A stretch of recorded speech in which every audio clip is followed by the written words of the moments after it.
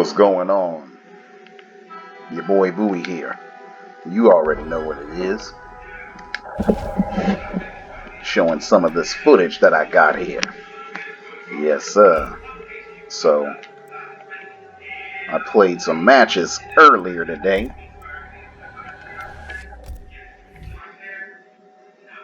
Yes, sir. So,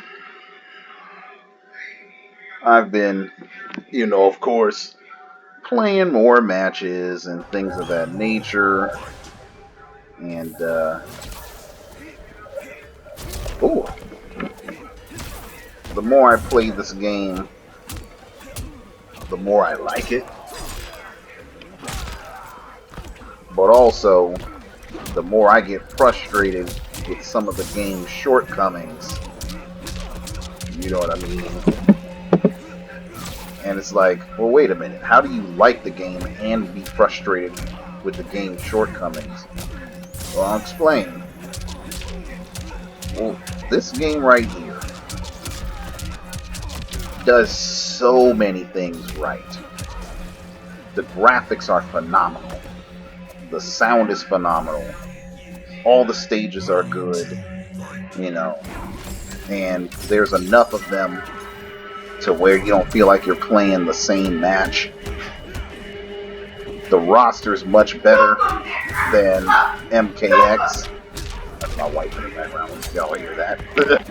But the roster's better than MKX. But then the gameplay is superb. Hi, baby. I forgot just that quick. You said you were good. recording. Nah, it's all good. Hell nah. Damn. So that's my wife, though. You know what I'm saying? That's my baby. But yeah, the roster's better than MKX. But the gameplay, there's very few meta-based shenanigans like in MKX. See, in MKX, the entire meta of the game was dumb.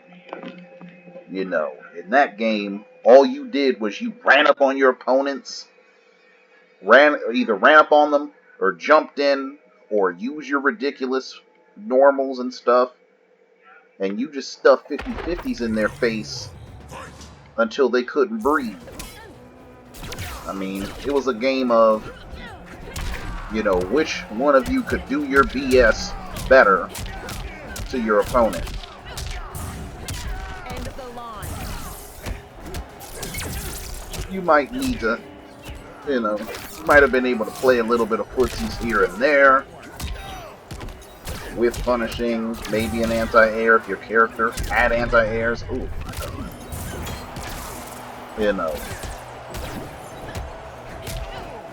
This game doesn't have those problems.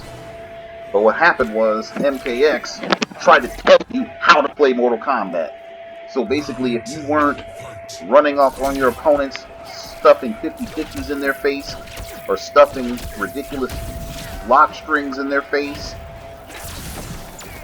you weren't playing the game. Now, some characters could zone too, but then they still did the same stuff. Like, all the really successful characters all played the same way. And that's what made it frustrating, Ooh, I should have anti'd him right there. Oh, that's... I didn't know that was unsafe. But, in MKX, that's how you won, was you did crazy block strings, or you did a bunch of 50s all day long, or you jumped in on your opponents all the time. And there are very few characters that played differently in that regard.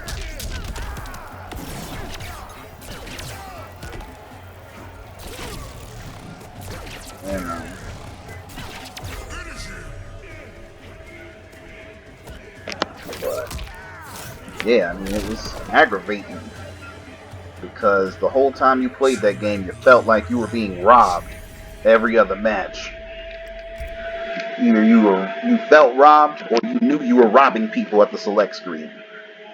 Like, as a Sub-Zero player, I knew that if I was fighting a Kotal Kahn, a Reptile, a Jax, you know, one of those kind of characters, or a Johnny Cage, I was robbing my opponent, especially if I picked Grandmaster. They basically were gonna lose the match just because I picked Grandmaster.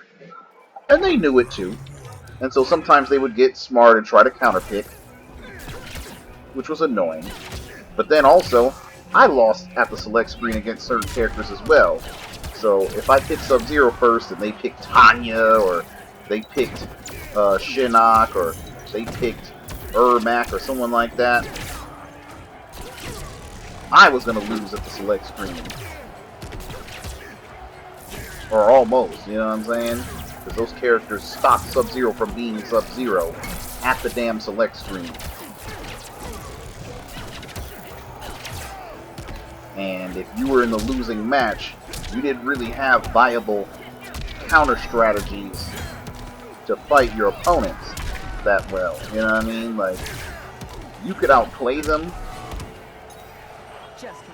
but it was very difficult to do so. Monumentally difficult. You know? You just had to hope for a sucky connection that your opponent couldn't fight through. But that was MKX. This game doesn't have none of those problems. I mean, zoning isn't that strong in this game.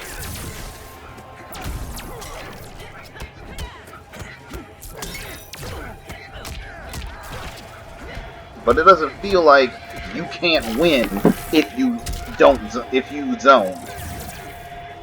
Like, you can pick characters that have good zoning tools, and you can win. Oh my god. Oh, I know this boy was mad. Oh, I remember this one. Watch what happens, y'all. Watch what happens. Yeet! That was terrible. And I trip guarded him.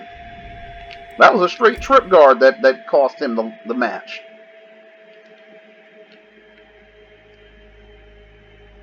This game, by contrast,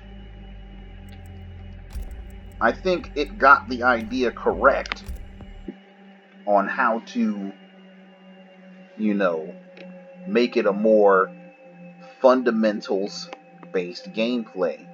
Where if you jump like a maniac against a good opponent, they can take advantage of that. For the most part, you know.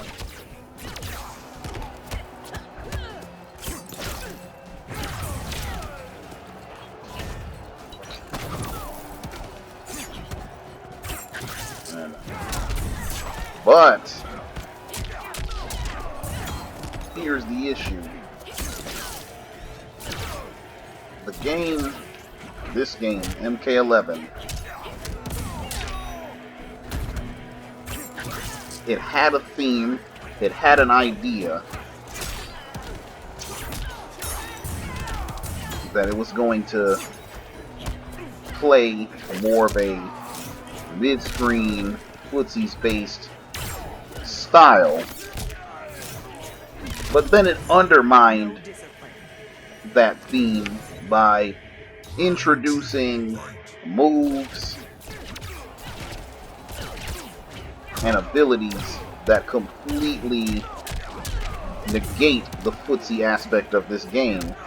The footsie aspect that they told us that this game was about. See, NetherRealm themselves marketed this game as more of a footsie-based Mortal Kombat. Which all of us were like, yay, I'm happy about this. You know what I mean?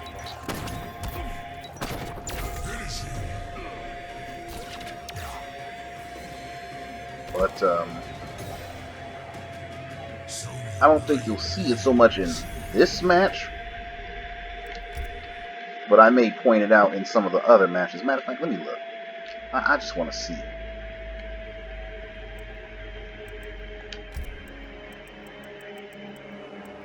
Oh, Cetrion, yes. Mhm. Definitely one of the examples. But I'll just talk real quick about, you know, first and foremost, hitboxes in this game are wonky as crap. I can't tell you how many times I crossed over somebody or jumped over them. I was behind them. They were clearly facing the wrong way. Just for them to hit me anyways with their anti-air. See, that's dumb.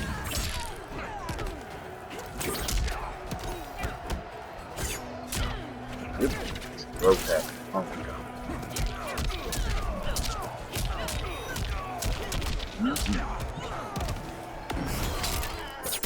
Yeah, that's another thing that I think is dumb right there. Well, that one's not too bad because it makes sense considering how the fatal blow is.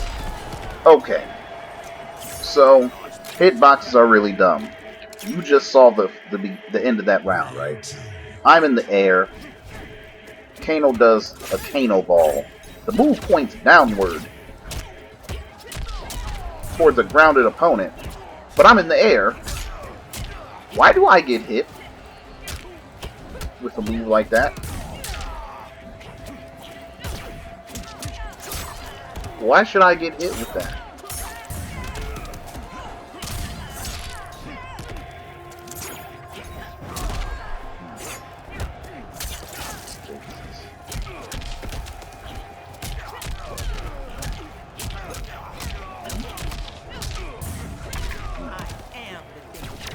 And this happens with other moves too. Matter of fact, and I wish I would have recorded some of those matches. But I'm fighting against Sindel. And Sindel has some good things about her, but she's not all powerful. At least I don't think anyway. I wouldn't be surprised if she wound up being high tier, as more of the professionals dig into her stuff. But I'm not totally afraid of fighting her. But she has this move.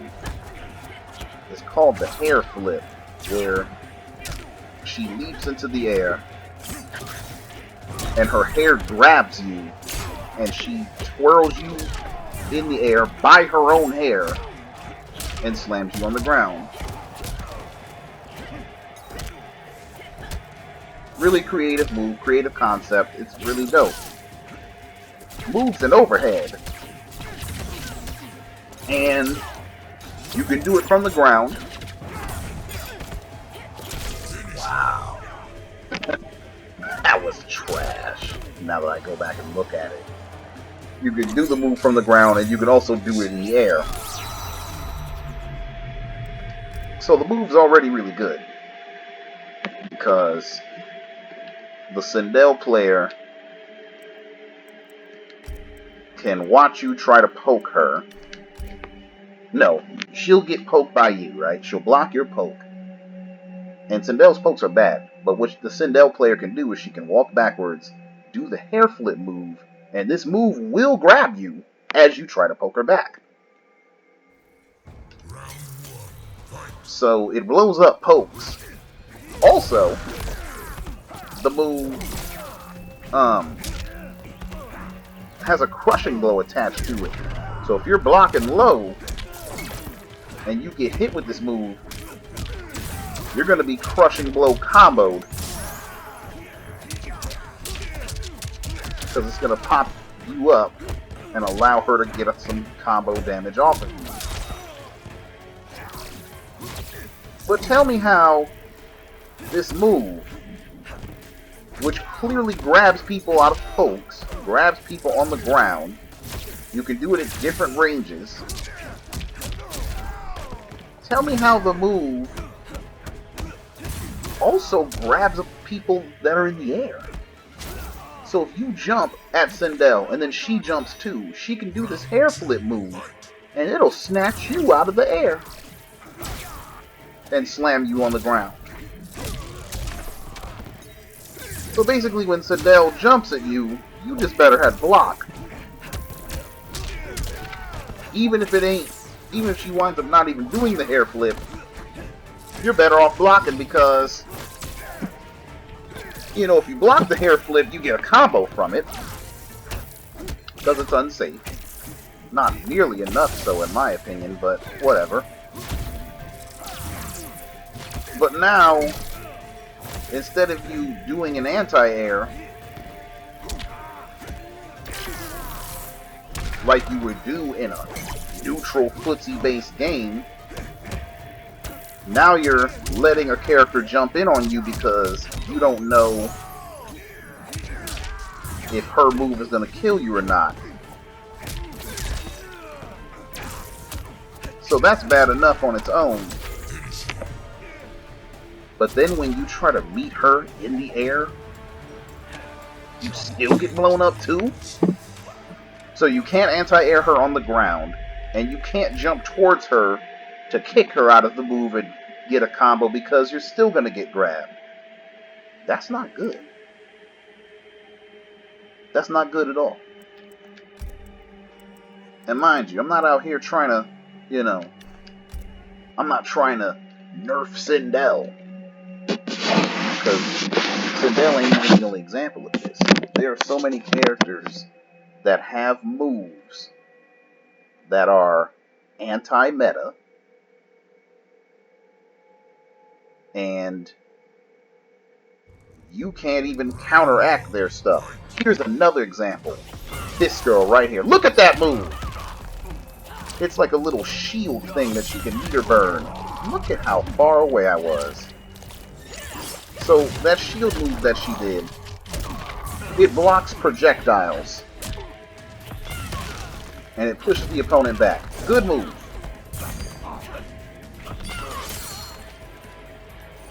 I mean, if you time it like I just did, you can get moves through it.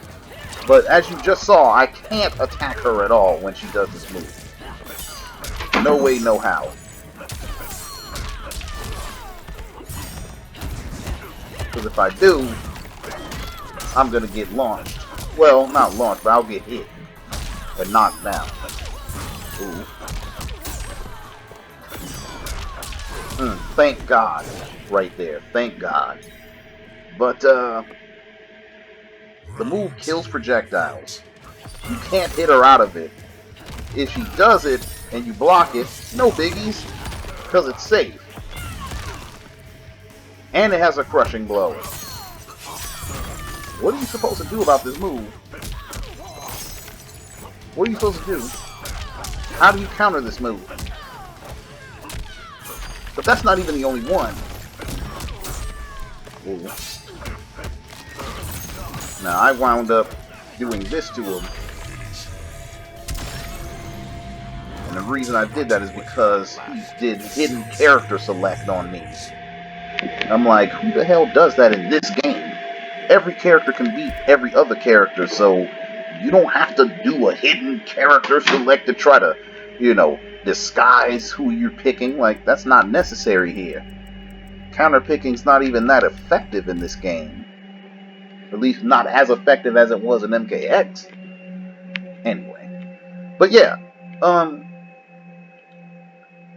you can't do nothing about this maneuver because you can't attack her, you can't jump over her, you can't even be in her vicinity, and the hitbox on it is apparently really messed up because even if you're, you know, really far away, like damn near half screen away from her, she can do this maneuver and it hits you somehow. And it's aggravating as hell. Oh, yes. You know what I mean? Like, it's highly aggravating. But, then she has more moves, and I think this Cetrion's gonna use them. Yeah, look at that. That teleport is another example. Okay, oh yes, and the boulder smash as well. But the teleport is an even better example. So again, here she has a move that she can use on the ground and in the air. Then she has the ability to decide where she lands. So she can be either directly behind you, or she can be at range from you.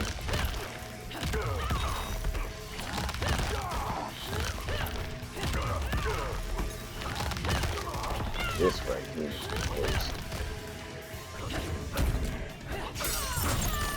is a crushing blow right there. But yeah, so a lot of characters have teleports. And teleports in a neutral-based fighting game are already kind of frowned upon, because the idea behind neutral is that you should be able to guess where your opponent's going to be at some point in the match. And teleports kind of take that away. And that's okay. Just so long as you make the teleport risky. The thing about this teleport is, it has so little recovery on it that a lot of times you're doing something when she does the teleport. So you're recovering before she is.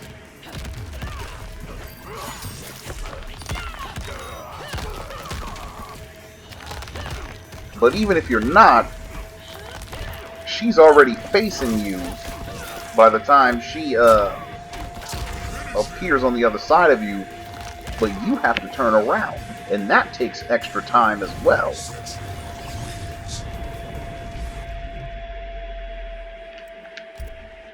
And so by the time you turn around, you're getting grabbed or you're getting comboed. So every time she does this stuff to you, every time she does that teleport, you're the one at risk. But you can't do anything to stop her from teleporting. Because as you see, she's trying to keep you full screen away. And she has a bunch of moves that keep the opponent far away. And that makes sense because she's a zoner. She has a rock toss like that.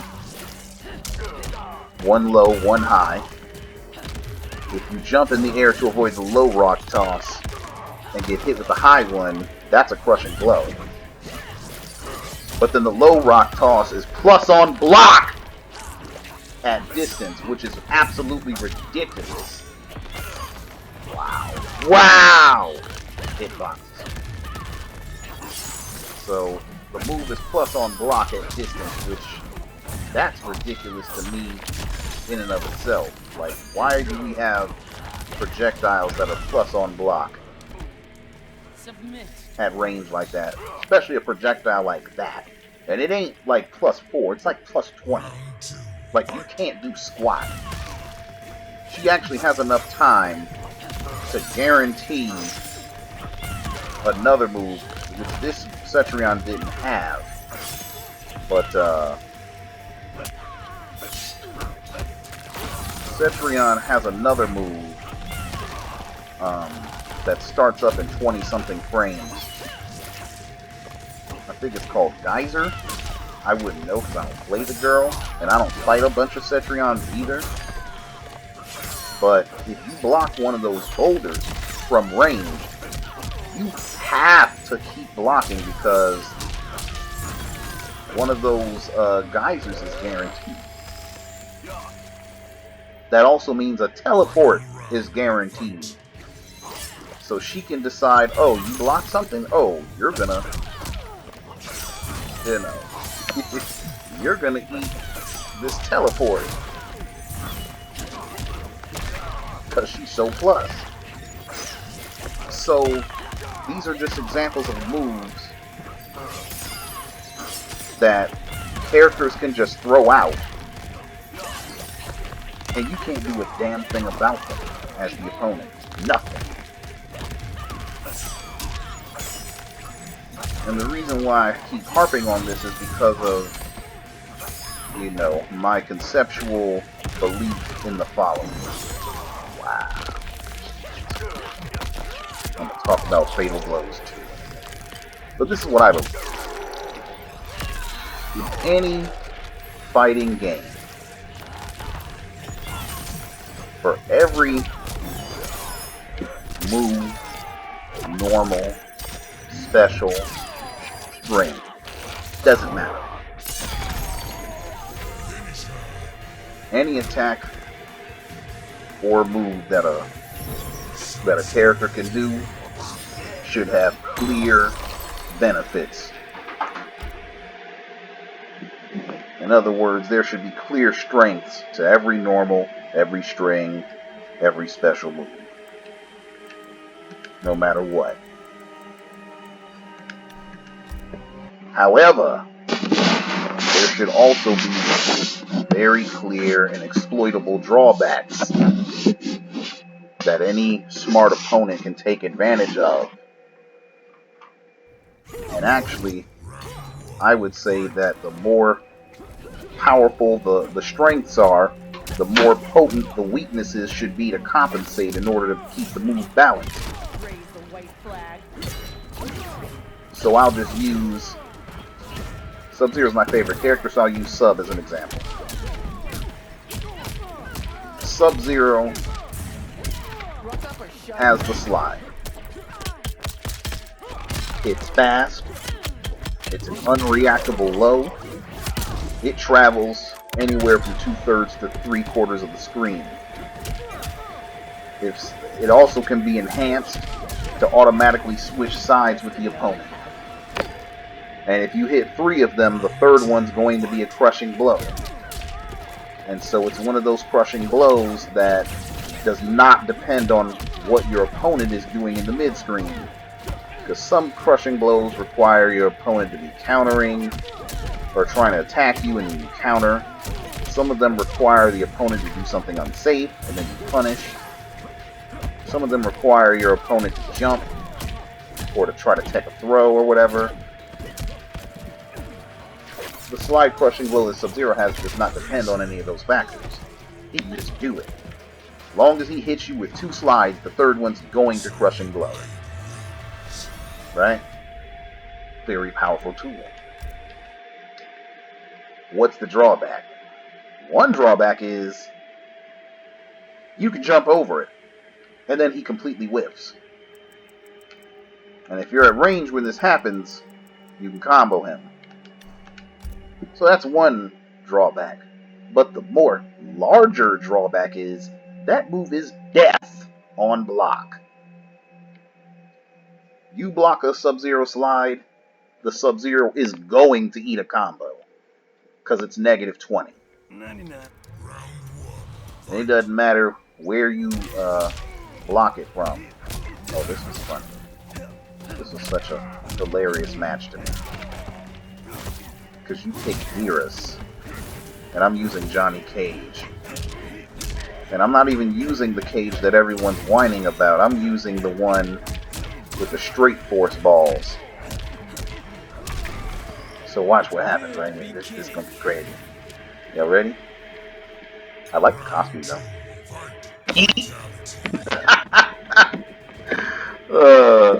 I couldn't believe it. I was like, what? Anyway. So yeah. What I was saying was, for every potent strength that Sub-Zero slide has, it has a big weakness. It's full combo punishable on block. And a lot of times you can bait the Sub-Zero to do it, which that's not necessarily a weakness in and of itself, but, you know, if you bait the Sub-Zero to do slide, they die. But that's how it should be. All those strengths I listed, it has a fatal flaw that an opponent can take advantage of. How it should be. But certain moves in this game, they don't. And speaking of Sub-Zero, his counterpart, Frost, has a special move that kind of functions similarly to his. She has this little dive bomb thing that is a low, and unlike Sub-Zero's where it travels part of the screen, hers can travel full screen, and it's a low.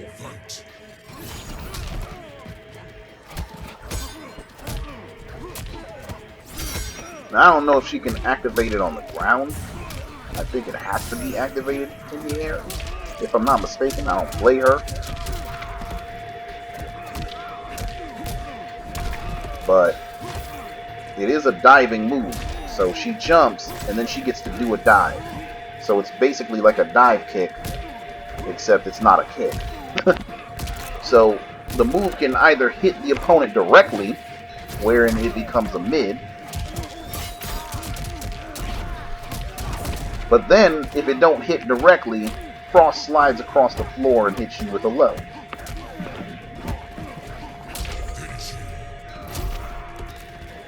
Now, should she decide she's gonna hit you directly,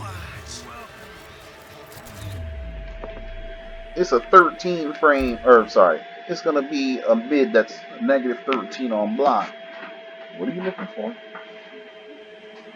You talking about your ear pods?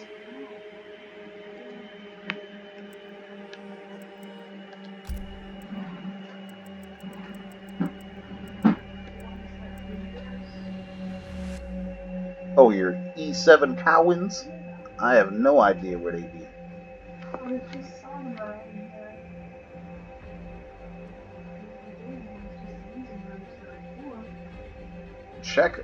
Check in the couch too, because sometimes they like fall in the couch. Oh. Yeah, that's been known to happen sometime. My poor baby. But yeah, so if Frost does her dive bomb and you block it directly, she's negative 13. But should she decide to do it from distance and then slide across the ground and then you block it, she's only negative 7!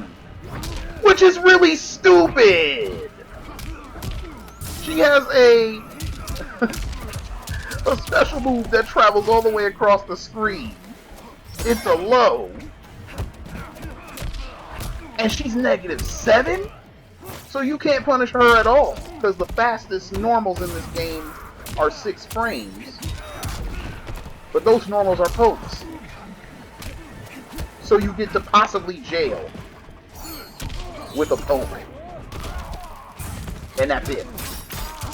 But Sub-Zero slide, that does the same thing, but from a shorter distance, he gets a full combo. Or the opponent gets a full combo if they block his.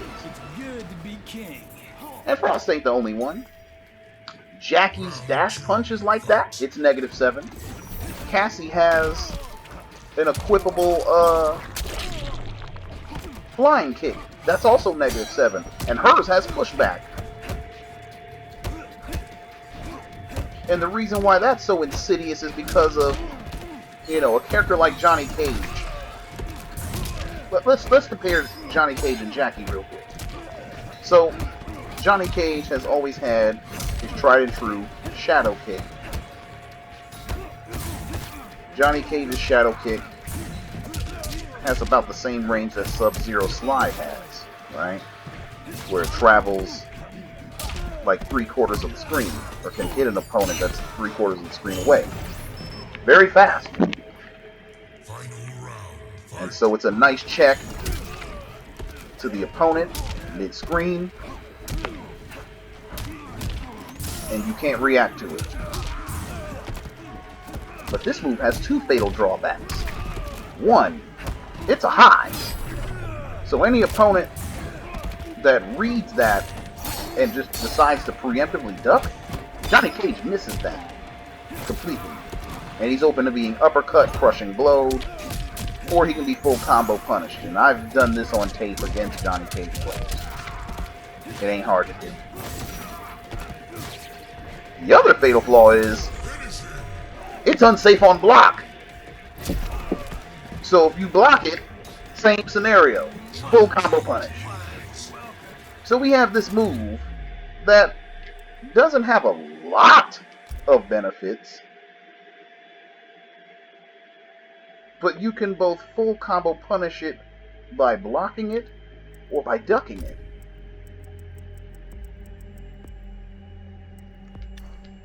But guess what? I am fully okay with that. As a matter of fact, I agree with it. Because for every strength, there should be a viable drawback that is consistent and can be utilized by an intelligent opponent. So an intelligent opponent is going to bait the Johnny Cage to do the shadow kick, and then either block him or duck him and punish him for it, in order to stop Johnny Cage from spamming this move. So let's compare that to Jackie Briggs. Jackie Briggs has a dash punch that functions basically the same way. It's also a high. But guess what? This move, crushing blows. Okay, you can use that crushing blow in combos. Oh, this is right. You can use that crushing blow in a combo, or you can use it by itself.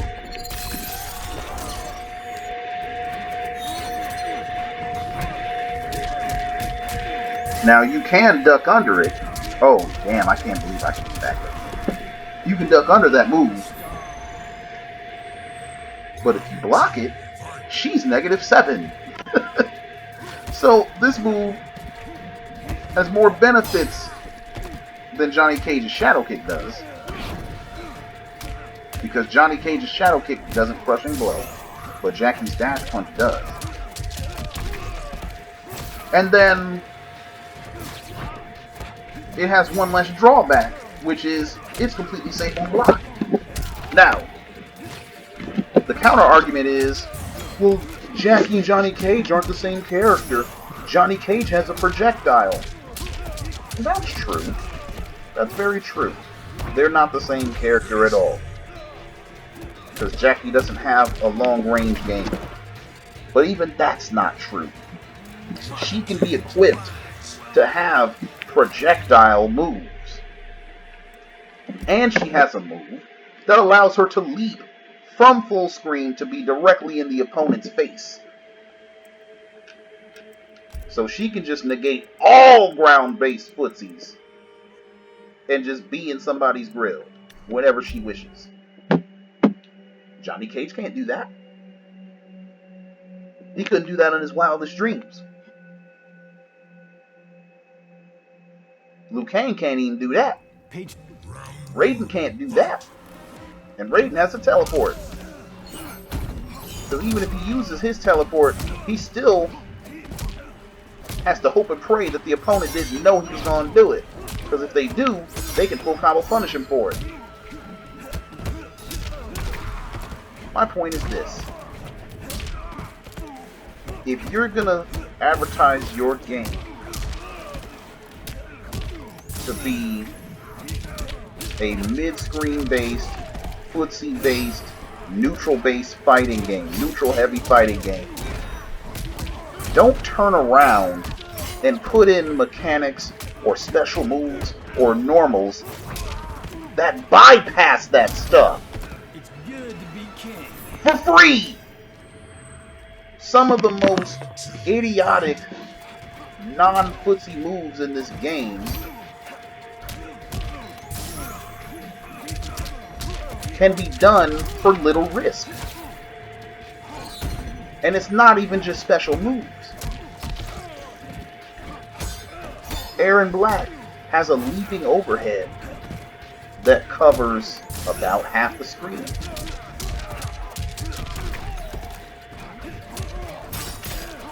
You might look at the individual frames and be like, oh, that's kind of slow because it's double digits. But you're not doing this move from up close, you're doing it from distance.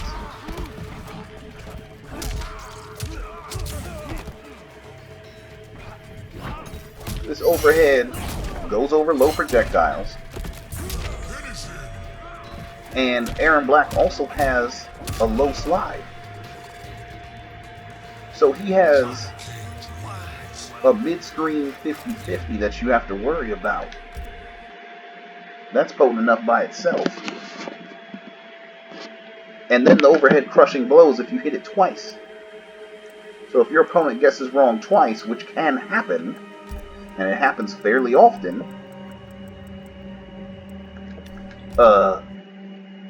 you get rewarded for hefty damage as the Aaron Black player. Then, further still, you can enhance this move. You can enhance a normal and do a safe shot. You can do a gunshot if the opponent blocks the overhead successfully. You can do a gunshot. Now they can jump over this gunshot. But the gunshot is safe, and the overhead itself is safe as well. What the hell's going on? A character should have to pay the cost, potentially, for trying to bypass footsies. There is not enough risk for the reward that you get on some of these moves. Now look at this. I didn't even know you could do that. I don't know if y'all saw what happened. The opponent did a breaker. He fell out of my combo at the end of that round, so we had no more defensive meter. But then somehow the game said, okay, let's give him all his defensive meter back. Now he fell out of it again. Look how much longer it's taking the defense meter to come back. That's really dumb. Again, do dot combo. You can only do a breakaway when you're being comboed.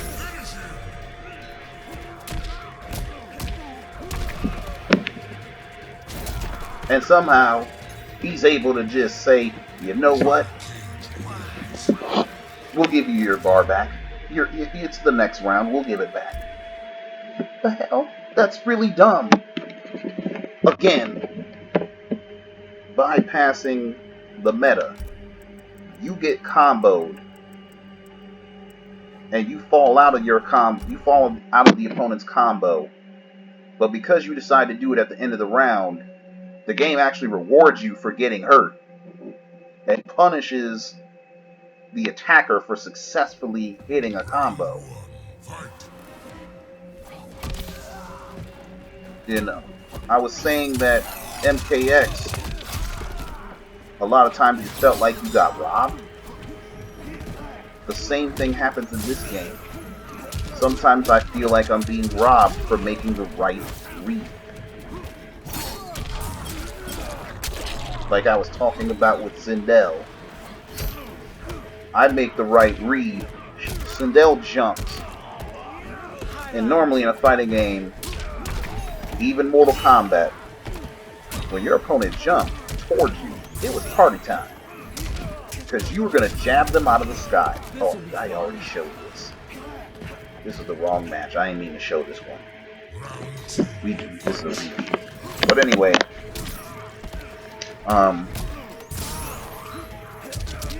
when the opponent jumps towards you, you can jab them out of the sky and full combo anti-air them a lot of times. Jumping is supposed to be a risk. But against a lot of characters, it's actually not risky. Because somebody like Sindel can jump towards you and then decide, you know what, I ain't going to go for my jumping kick. I'm going to do my hair flip. And then she'll grab you. Because you try to do it anti-air. Doing the very thing you're supposed to do in that particular situation you get punished for. So then you say, okay, well, I'm not going to be able to jab her out of the sky, so let me meet her in the sky. She's going to do this move in the air. It grabs grounded opponents, so if I'm not on the ground, I shouldn't be grabbed. But it turns out that ain't even true. Because she's going to grab you out of the sky, you know? That's not right, man. That's not right. Some of these moves have too many strengths and too few weaknesses. You know? And it ain't just moves, it's normals like what I was talking about with Aaron Black. And sometimes it's fatal blows. A couple of matches ago, I was fighting Cetrion. And Cetrion is particularly insidious because she has this fatal blow. And the fatal blow, her fatal blow tracks you. It drops rocks on your head no matter where you are on the screen. Thankfully, you can block them. So you can be at full screen and she'll drop rocks on your head. You can be up close and she will drop rocks on your head. But here's the problem. She has full armor when she's dropping rocks on your head. So imagine, you knock her, you get past all the shenanigans that she's got with the boulders and the geysers and all that stuff that you saw me fighting past earlier. You get past all of this somehow and you corner her. You knock her down. You do a combo on her and knock her down, doing what you were supposed to do, right? She gets up and she just does her fatal blow. And the fatal blow, you only get that when you put your opponent at 30% health or lower. So you're doing what you're supposed to do. You're supposed to knock her down. You're supposed to combo her. You're supposed to do damage to her. She gets rewarded more than you do. Because now the moment she gets fatal blow,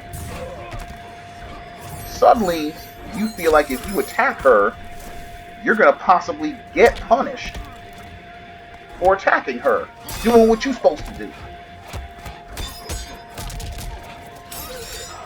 I think that's the biggest problem, one of the biggest problems with this particular game.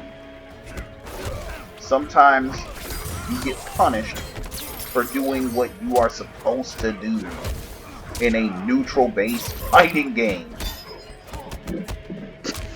There's too much reward and too little risk on some moves. And it's not every character that's like this. Like, I'm using Scorpion right now. Scorpion is designed very well in this game. Especially now that his teleport is now a high. Anything Scorpion does has to be very calculated because it all comes with exploitable risk. You know, I did a string that leads to a really high damaging combo, but the string's unsafe on block. That's risk and reward right there, and it's very unsafe on block, like full combo punishable if the opponent should block it correctly. That's what you want. That's the kind of risk and reward that should happen in a game like this. You want that high damage? Alright, good. Take some risk. You want that big reward? Okay, take the gamble to go with it. That's how it should be. That one, that string right there. The little kick into the spear thing, that's fully combo punishable on block. But the reward is, the second hit's an overhead. So it opens people up. Because that's the meta. Either you do forward 3 into throw, or you do forward 3 into the second part of the string. There you go.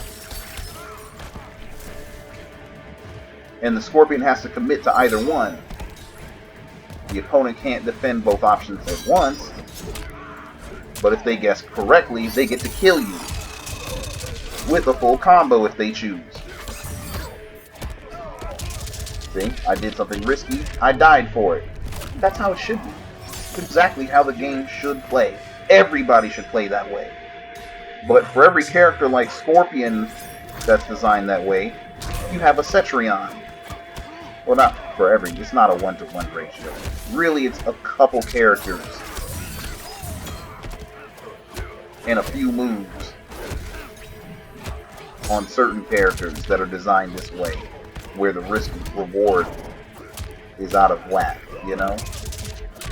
And so, if NetherRealm can just balance some of that stuff out,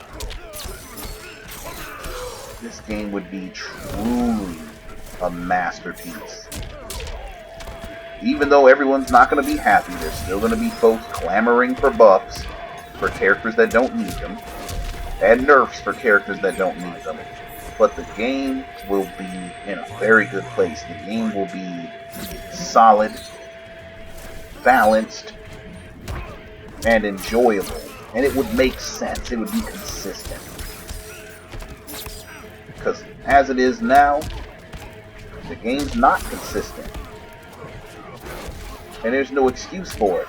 Especially having been released in like April of this year. So this game's been allowed to rock for 8 months now. And given the fact that they've gotten so close, I mean, if you look at these tier lists, most characters are competitively viable. It's literally like a handful of characters that you have no business using in tournament. But everybody else, you can pull them out and you can win matches. You know? So when you have something, a game like that that's so tantalizingly close to being amazing, you just want to see it go that extra little mile, you know what I'm saying? I don't know if I showed the second one already. I'm going to assume I showed the second. But when it's that close to being so good, every error is going to be magnified because it's like you balanced 5 characters correctly, but then you have these 2 characters over here that are just messed up out here. What's going on? You know what I'm saying?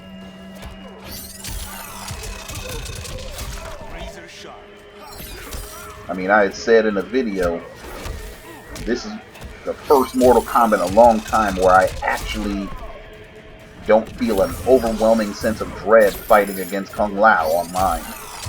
And that's because Kung Lao is very well balanced. He has to take risk to do what he wants to do, unlike in years past.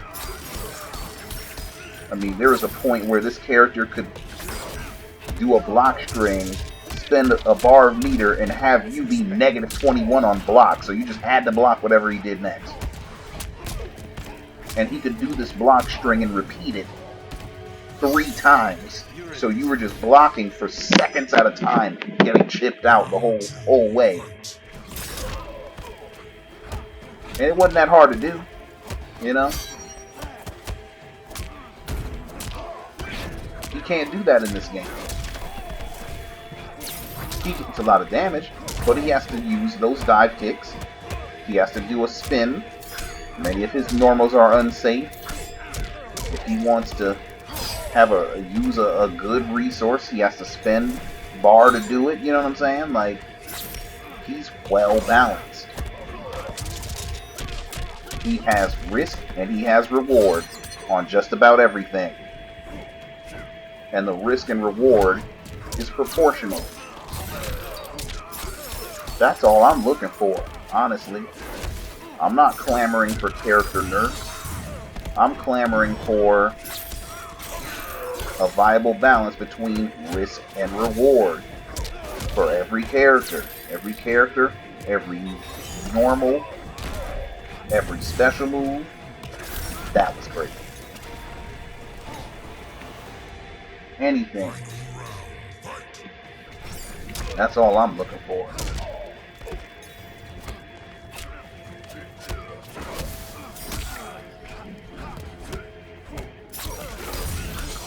See, I had to take risk right there. If dude had decided to stand block after my forward 3 instead of duck, I would have been the one that messed up. But there is not enough risk and reward for some characters. And the primary characters that are affected by this are the top tiers. The Jackies, the Cetrions, the Liu Kangs. The risk and the reward is not there. They get all this reward for very little risk. I fought a person yesterday. They used Scorpion, they used Cassie. When they picked Scorpion, I was going back and forth with them, trading victories and stuff. You know. But I was getting ahead more than I was, losing. The moment they went and picked Cassie, that same person, now I can't win. Why? Not because Cassie did necessarily better against that character. Well, actually, that's not true. Because A, Cassie's a girl. I was using Johnny Cage and they were using Scorpion. Johnny Cage doesn't have hitbox issues on Scorpion. So, when Johnny Cage does high attacks, those high attacks hit a crouch blocking Scorpion. Even if those high attacks lead to plus frames. You know? So his enhanced force balls and his, jabs and stuff, they hit a crouch blocking Scorpion. So I was able to jail that person and make them play my game at certain points. All of which came with risk. But when they switched to Cassie, for starters, hitbox issues make Johnny Cage a bad opponent, or a bad character to fight Cassie with, because his highs don't jail on crouch block. They completely whip. But then furthermore, she has 9 and 11 frame mids that either advance or they have a lot of range. So anytime she knocks me down, I have to block whatever she does. Because I'm not going to be able to jump out away from her. I could roll, but the mids are so fast that you can stick out one and then do a second one as I'm recovering.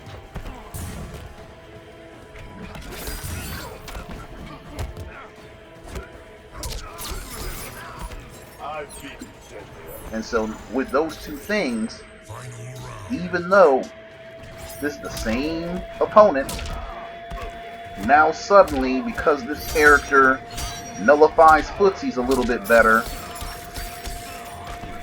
now suddenly I'm not able to beat the same person I was just beating convincingly moments ago. And it ain't just me. It's not just me. Anyone that plays this game online has experienced the same thing. They pick a character, they fight their opponent. The opponent picks a more fair character, a character that has to stick to the rules of Mortal Kombat 11, and you'll beat that opponent. But then that opponent picks someone like Cetrion, or they pick someone like Liu Kang, or they pick someone like Cassie, or someone like Geras, or whatever. Whichever character is actively not following all the rules of MK11, they don't have to play the ground-based footsie game, or even Terminator, who has full armor, multiple hits of armor, and can do combos while being armored. Yes, it costs resources, but it starts up instantly. The armor lasts for like 10 seconds. And then when the armor cools off, there's no drawbacks. There's no drawbacks at all. There's no increased damage. None of that. You know? But once a person picks one of those characters that's just violating the rules, now suddenly, where they were winning before, now they're losing. against the same damn opponent. And that kind of garbage has to go.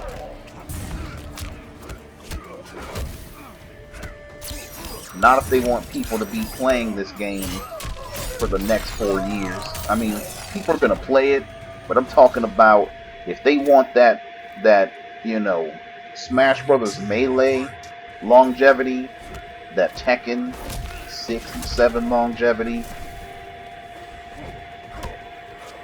if they want the kind of longevity that, you know, allows folks to keep playing the game 5, 6, 10, 12 years after the game came out,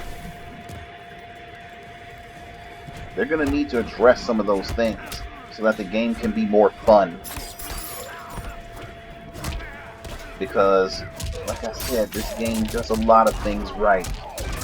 By and large, when you lose in this game, even with all the things I just said, most of the time, once you lost to somebody, you know why you lost. And it wasn't because of something that your opponent was just doing. It was stuff that you didn't do, or stuff that you did too much of. And if you just make those little micro adjustments, you know, you'll feel better and be like, yeah, I'll do better if I make this micro adjustment. And if you've been watching any of my videos, I do this. You'll see me do it live, you know? And this game's very good at that. Where you can make micro adjustments between matches and get victories. That tells me the game's been built well. From a fundamental aspect. It just needs to be tweaked. Certain little variables need to be tweaked a little bit. And I really, really hope and pray NRS tweaks these things. Oh my god.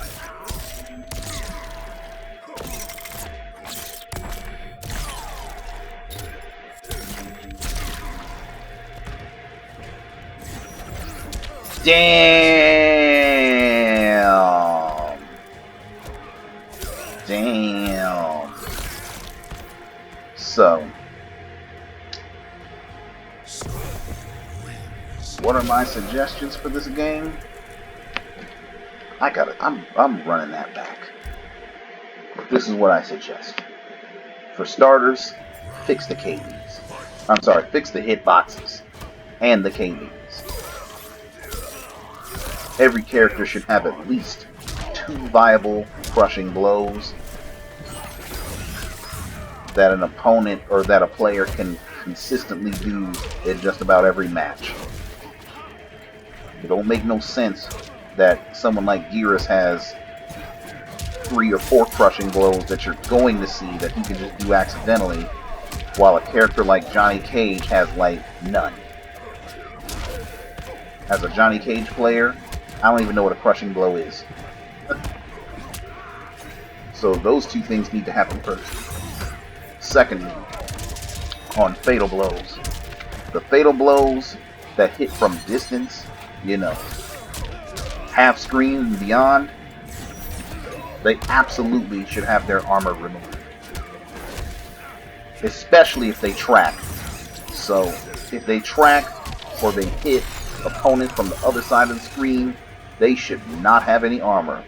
So, Cabal, Frost, Aaron Black, Jax, Cetrion, all those kind of fatal blows, possibly even Katana. Katana needs some help now. But all those kind of fatal blows that hit from dumb far away like that, they should absolutely not be armored, because it's really stupid that you could be fighting one of these characters, you do the right thing, knock them down, and rightfully after a knockdown, you're supposed to continue your offense, but you get punished for continuing your offense because you're going to get hit with this armored move that takes away 30% of your life. That's dumb.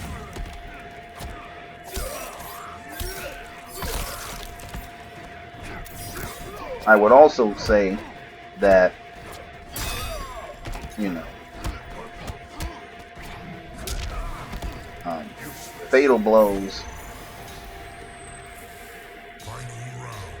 people suggested that they should go away if they whiff or if they're blocked. I don't know about that. But I think doing those changes would help out a lot. And then, as far as universal changes are concerned, jump-in kicks should not be so heavily rewarded because it's very difficult to anti-air a lot of them.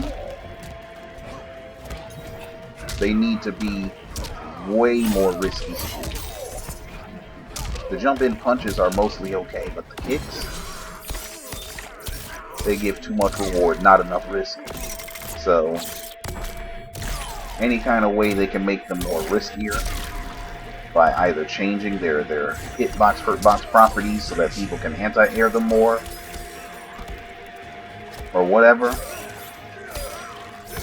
that needs to happen. And then they need to get a handle of some of these normals and moves, man.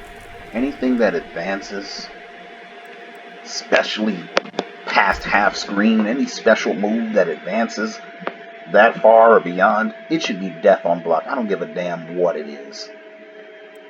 I don't care if it's a slide, a punch, a kick. I don't give a damn. It